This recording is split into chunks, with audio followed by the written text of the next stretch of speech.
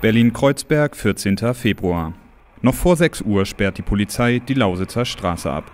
Vor dem Haus mit der Nummer 8 haben sich hunderte Menschen in einer Sitzblockade versammelt. Das Aktionsbündnis gegen Zwangsräumung hatte mobilisiert, um eine Zwangsräumung zu verhindern.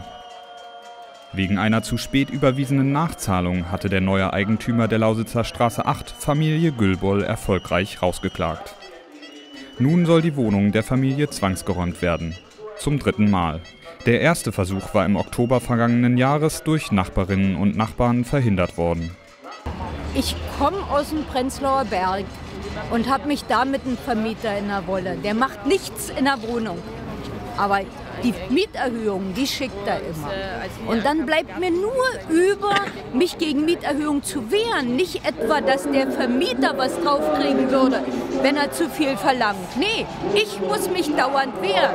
Ich muss eine Rechtsschutzversicherung bezahlen, damit ich mir so ein paar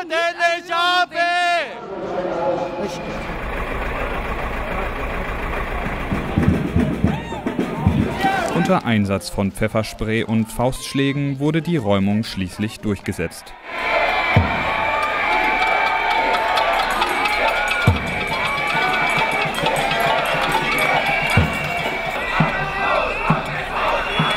Bei mir haben sie es auch schon versucht, mich rauszutreiben aus meiner Wohnung, weil ich schon hier über 10 Jahre wohne, also nicht so viel Miete bezahle. Ist doch klar, was hier vorgeht.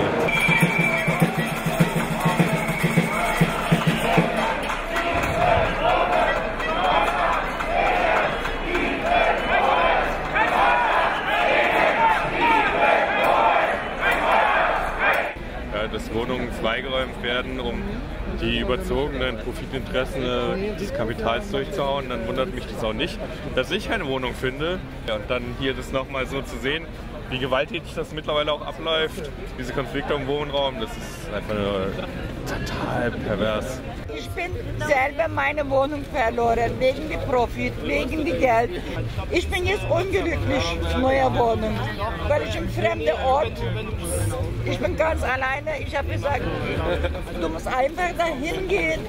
Du musst wenigstens mit deinem Körper da Unterstützung machen.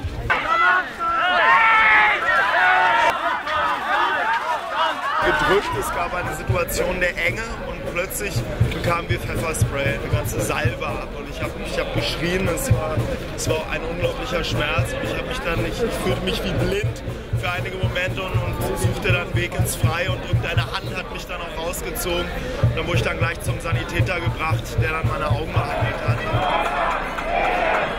Ob wir Zwangsmittel eingesetzt haben, weiß ich zum jetzigen Zeitpunkt noch nicht. Der Einsatz ist noch nicht beendet. Das müssen wir prüfen, ob das wirklich eingesetzt wird. Über einen Hinterhof der angrenzenden Wieder Straße verschafften sich Polizei und Gerichtsvollzieherin Zugang zum Haus. Ja. Als so viele Jahre, wir haben für Deutsche gearbeitet, wir haben alles mitgemacht, aber leider, wir haben keine Chance. Das wird mein Sohn rausgeschmissen mit 3 Kindern, jetzt ist dachlos. Also um 6 Uhr haben wir einen lauten Knall gehört und dann haben wir auch mitgekriegt, dass die Polizei über die Wiener Straße 13 den Zaun aufgeschnitten hat und die Tür eingebrochen und so in unserem Treppenhaus und im Hof gekommen sind. Dann bin ich runter und da war die Gerichtsvollzieherin dann da, hat mich angesprochen, ob ich Vermieter bin, ob ich bereit bin, den Schlüssel abzugeben, ansonsten würde sie ihn gewaltsam öffnen. Und da habe ich ihr den Schlüssel übergeben und habe ihr nochmal meine Meinung gesagt, dass das hier ungerecht ist, was hier passiert. Es waren viel mehr Leute da, als ich zum Beispiel erwartet hatte.